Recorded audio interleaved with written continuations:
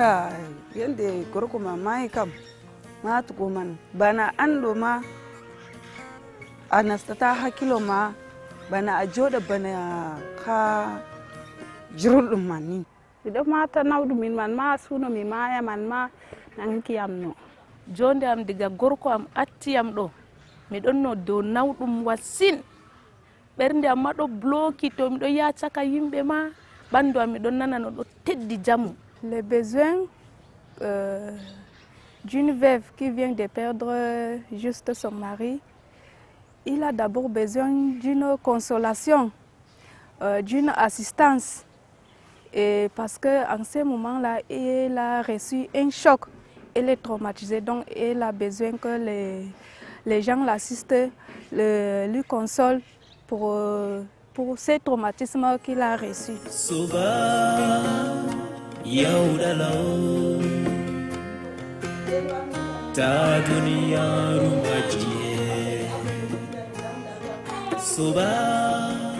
fait connaissance de ce programme à travers mon pasteur de l'église. Il m'a fait l'appel que Christine, voici une organisation qui cherche des veuves pour une formation. C'est le pasteur, le président de notre paroisse qui a fait appel à moi.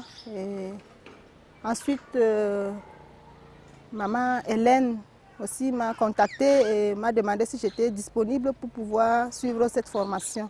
Je m'appelle Julia, je viens de la Suisse. J'ai 40 ans, je travaille pour une organisation missionnaire africaine. Mais ce que je suis venue faire ici au Cameroun, c'est du bénévolat. C'est quelque chose que j'aime faire dans mes vacances, dans mon temps libre, parce que je travaille à temps partiel, parce que j'aimerais vraiment me dédier à ce ministère. Ensemble avec quelques amis, on a fondé une association pour soutenir des veuves, en commençant par le Nigeria, et la semaine passée, on est venu pour la première fois au Cameroun. Alors tout a commencé avec une amitié que j'ai eue avec une femme du Nigeria. Elle était missionnaire en formation en Suisse et on est devenus très proches. Elle m'a beaucoup inspirée spirituellement parce qu'elle avait une relation avec Dieu qui était très personnelle et très réelle. Et elle m'a invitée par la suite d'être sa témoin de mariage.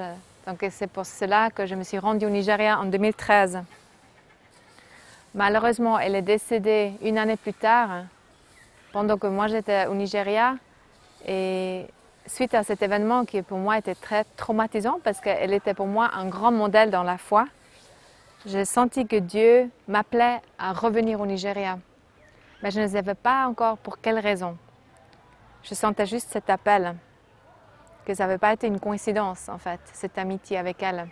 Surtout parce qu'elle s'est engagée pour la paix entre les groupes religieux dans sa ville de Jos. C'était déjà avant BH en fait, qu'il y avait des conflits par rapport à la terre, entre des sédentaires et des bergers. Et donc j'ai appris d'elle en fait par rapport à cette question des tensions interreligieuses.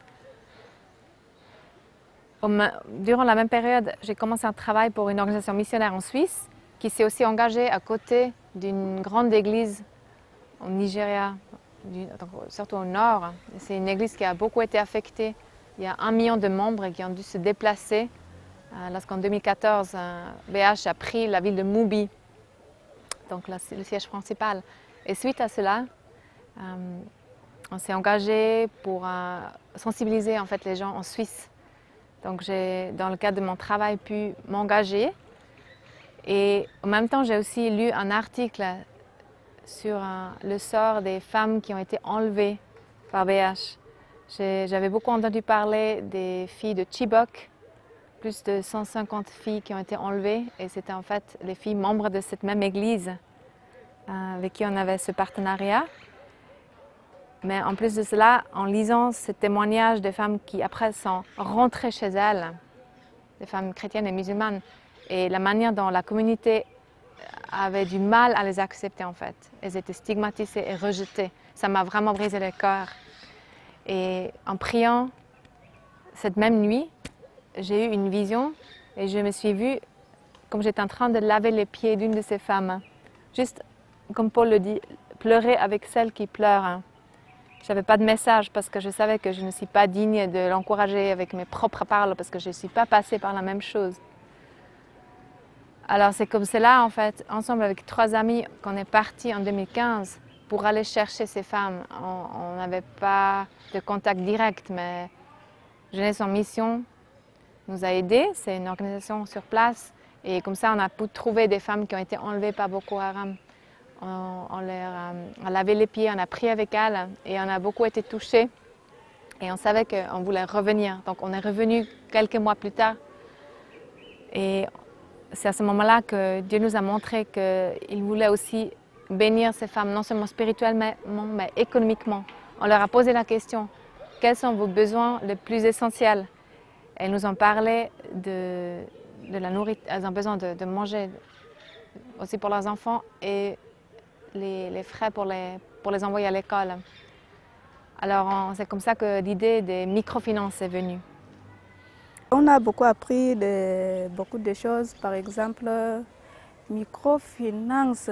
Vraiment, on n'avait pas appris comment cotiser notre épargne parce que des fois, on a tendance que si on trouve beaucoup de l'argent, on garde à la maison, on garde à la maison. Or que si on garde notre argent à la maison, ce n'est pas en sécurité. Or que si nous sommes en groupe, on peut donc décider de fixer une somme ensemble. Si par exemple on dit on cotise 300 par semaine, chaque femme donc doit apporter 300 par semaine pour son épargne. Et dans ces mêmes microfinances, on va donc créer une caisse de solidarité pour nous soutenir.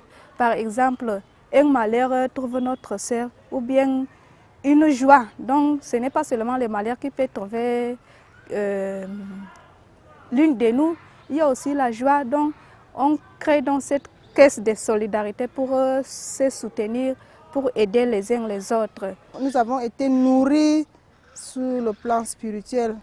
Nous avons compris comment, dans notre situation, nous ne sommes pas oubliés, nous ne sommes pas abandonnés, nous sommes soutenus par Dieu.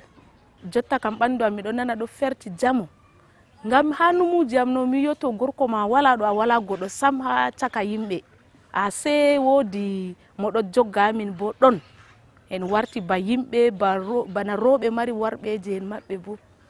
Change ko je mi hefti ɗo mi walli amin be do'are, mi walli amin be haala ide, on jooɗa be seeyo ha caka mon, on narra ɗume kam min kam mi nani belɗum ha gal côté man. Le programme, on pourrait le comparer en fait avec un mouvement. Parce qu'on commence avec un petit groupe de femmes. Là, on a passé plusieurs jours avec juste 4 femmes qui parlent plusieurs langues. Bon, elles avaient besoin de parler le français. Mais à part ça, elles représentent les différents groupes ethniques, ou en tout cas, elles peuvent communiquer avec ces groupes. Et c'est ensemble qu'on a donné maintenant une première formation avec 12 femmes qui viennent tous du même village. Et on leur a enseigné comment se réunir dans un cadre où elles se sentent en confiance les unes avec les autres, où elles peuvent partager leur fardeau, où elles peuvent prier ensemble pour se soulager, pour guérir de leur traumatisme, mais aussi pour prier pour leurs enfants et pour leurs petites entreprises.